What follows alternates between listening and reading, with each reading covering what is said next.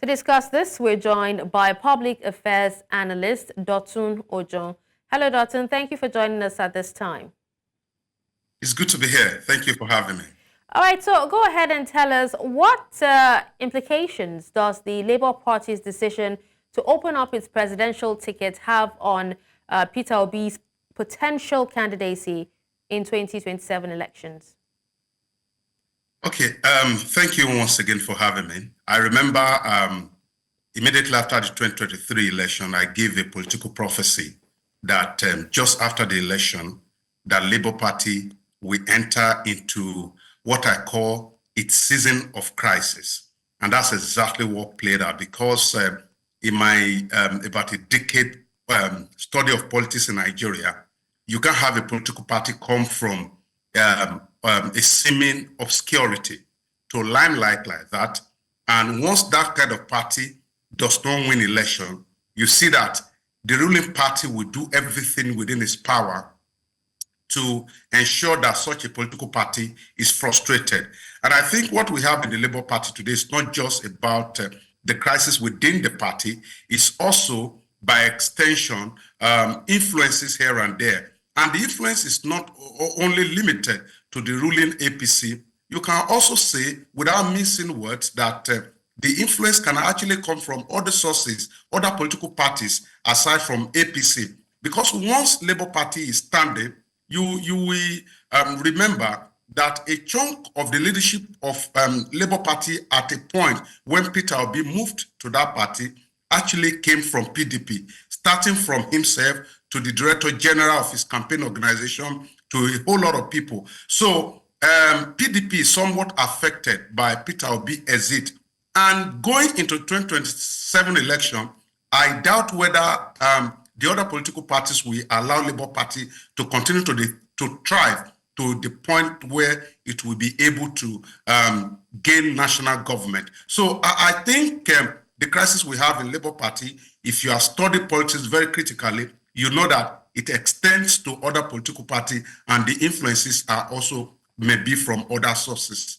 All right, so but how does this move affect Peter Obi's influence within the Labour Party? I'm talking about his political future. His political. Yes, go ahead, please. Okay, sorry. I wanted to add that quickly that it's going to be exceedingly difficult, if not practically impossible, for Peter Obi to go back to PDP. And leaving Labour Party at this moment may also not spell anything good for him, because it will mean that within a short period of time, he has moved from PDP to Labour Party, then from Labour Party to another political party. So I think it's going to affect him a great deal. And one of the things that you get to learn from ruling party, when PDP was in government, PDP has an internal mechanism where how they resolve their matters. In fact, the leader of the PDP, and by extension APC as we have it now, is usually the president. So the leader of the political party of the ruling party is the president. And the essence of that is for the president to have a way of pacifying people when crisis breaks out. People like us were thinking that Peter Obi will automatically assume this leadership position and be able to reconcile all the factions within the Labour Party, so that 2027 election he will be able to flag the flag of the party again. But as we speak now, if he allows the crisis to fester, I doubt whether that is going to add anything to his political future.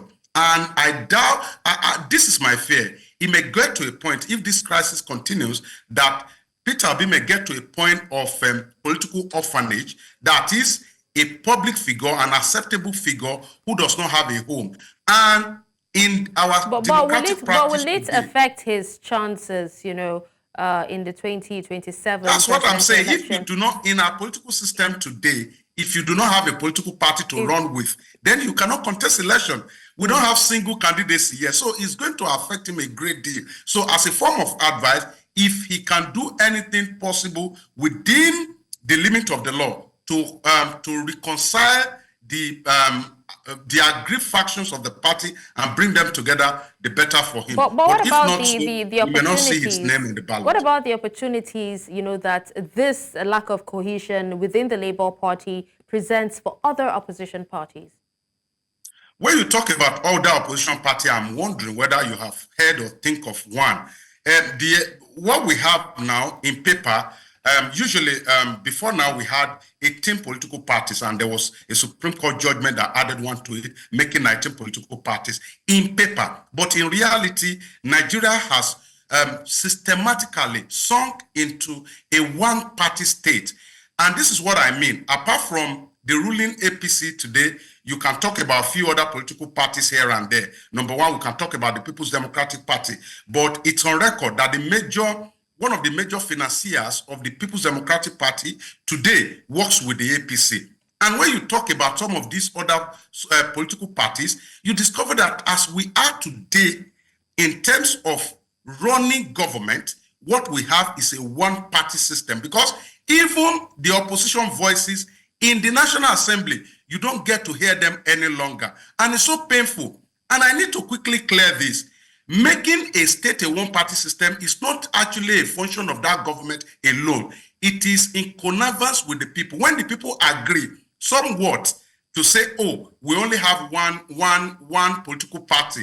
And how do people agree? It is when you see credible alternative, when you see credible people in other political parties. Once you have the mindset that, oh, these ones cannot win election because they are not in the major party, you are indirectly saying that we have one party system. As it is today now, that's why you hardly hear that any one of them is talking at the National Assembly. It is usually they say that, oh, the majority can have their way, but the opposition, the minority will have their voice. But as we speak now, the minority is not having its voice. The majority is just having its way without any constraint, if not, we should not be having a situation as we speak now where the Federal Republic of Nigeria will be thrown into hunger crisis. I mean the citizenry. And you are not hearing anything from the opposition. So as we speak now, we should forget about whether on paper we have 19 political parties, but in reality, in practice, in the act of governance as we have it today, Nigeria is gradually sinking into one-party system, and it's so saddening. Okay, so if you could, what advice would you have for Julius Abure, on everything that's, going on, and especially his allegations that keeps coming up, and then that of financial mismanagement of the party as well? There's not how you will run a party like a Labour Party that you will not have, considering the way they came from obscurity to limelight. The highest they've ever got is to have won a governorship seat in Ondo State then. And before you know it now, they are coming out to contest a presidential election, significantly having that kind of number that they do have. So the advice I will give to them is not just to one person.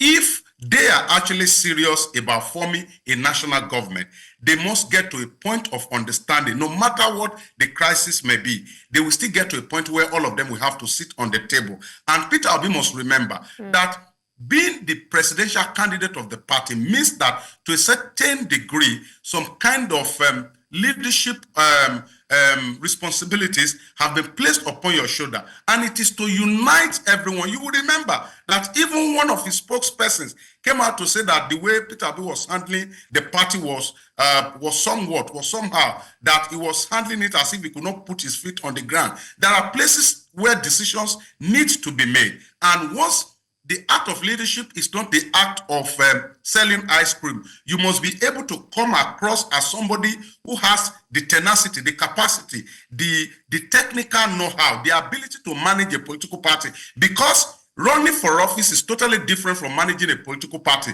Now you have run for office, you've got that significant vote, you must be able to return to the drawing board, providing leadership and understanding within the fold of your party, so that by 2027, at least you can come out and everybody will still see you as a serious-minded person and a serious-minded political party. All right. Well, thank you so much, Dotun, for speaking with us. It's a pleasure.